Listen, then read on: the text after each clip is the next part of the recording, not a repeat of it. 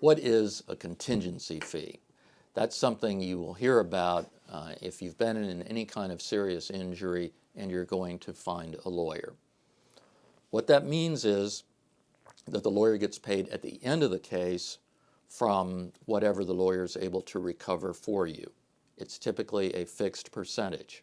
The percentage varies, but around here, in a malpractice case or a case that's called product liability, where it tends to be more complicated and more involved, the attorney's fee is typically 40% of the gross recovery plus reimbursement of expenses. If it's a simpler case, such as an automobile accident, the attorney's fee will typically be 1/3 of the gross recovery. Sometimes lawyers charge more at different little landmarks or milestones in the case. They might charge more if there's an appeal after they win. There's nothing wrong with that. They may say, well, here's one fee if we can recover for you before we file a lawsuit, and then the fee bumps up if we have to file the case. That's also somewhat typical, although we try to keep it simpler than that in my own firm, Patrick Malone and Associates. Other times, the fee will go up, say on the first day of trial, to acknowledge the fact that the trial itself just takes an awful lot more work. Those are the basic arrangements of contingency fee. The other thing you need to know about is expenses. So what are the kinds of things you have to pay the lawyer for in addition to the lawyer's fee? You have to pay the lawyer for reimbursement of out-of-pocket expenses that the lawyer has incurred. These include typically, and the most expensive would be things like expert witnesses, doctors who testify about how badly you were hurt, doctors or engineers, other kinds of experts who say, here's what the defendant did wrong in the case, those kinds of experts. There's a whole list of them.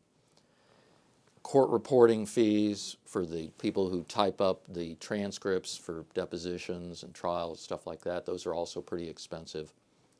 Smaller kinds of things include photocopying, postage, long-distance phone, stuff like that. And those are all, I would consider, legitimate elements of expenses that the lawyer has a right to ask you to reimburse him or her for.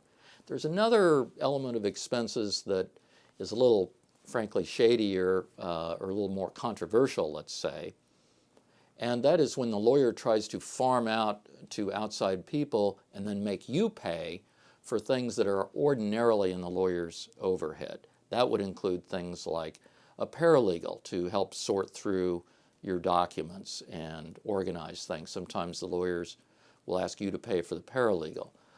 Their own secretarial help. These are things that should be more typically in the lawyer's own overhead, and you shouldn't be charged for them. Now, one other element that's important on attorney fees to understand is co-counsel. Lots of times lawyers work together with other lawyers on a case. Nothing wrong with that. We do that a lot ourselves. People tend to bring us in to help them on more complicated cases, cases that are more serious, and we're happy to do that.